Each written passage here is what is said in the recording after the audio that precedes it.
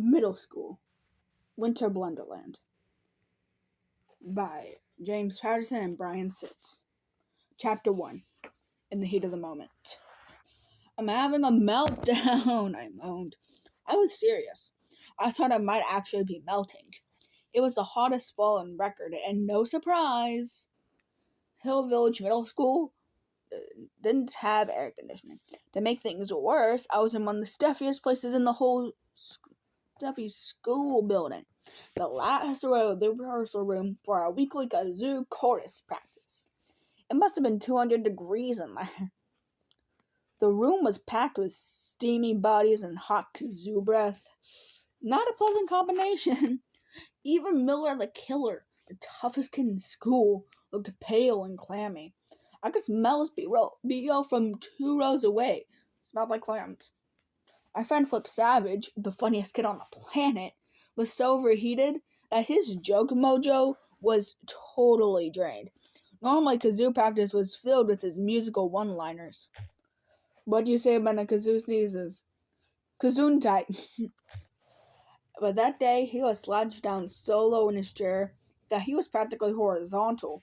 We were on the third chorus of Bad Guy when the sweat of my fingers made the kazoo slip right out of my hands and clatter to the floor. The whole song dissolved into what we musicians call a train wreck. Naturally, everybody looked in my direction. Ref Natradorian! That's me. Get a grip on your kazoo. That's a valuable school property. The music teacher, Mr. Largamente, pointed at me with his pointy baton. He was perspiring so hard that his one remaining strand of hair dropped off his head like a string of spaghetti. He kept mopping his brow with a handkerchief, but it was no use.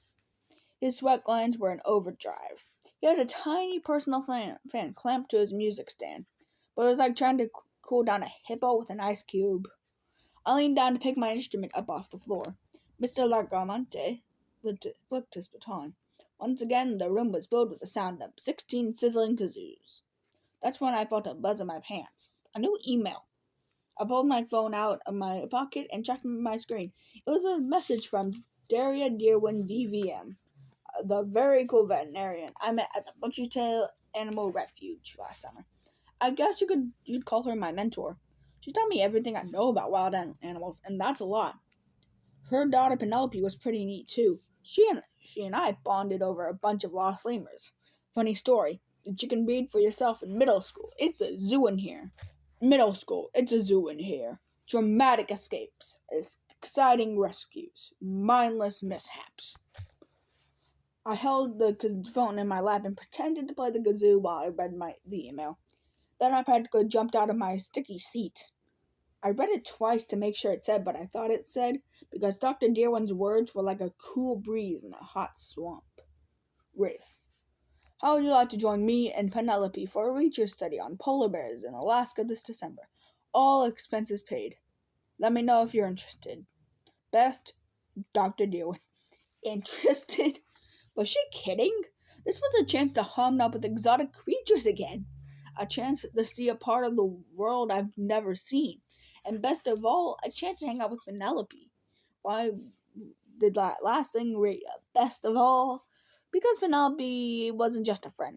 She was totally awesome. I can't even describe how. Never mind. If you don't know her yet, you'll see what I mean. I ran my slippery fingers down the screen and tapped the one-word reply. Then, just to make sure, I said it again and again. Yes! Yes! Yes! Alaska, here I come.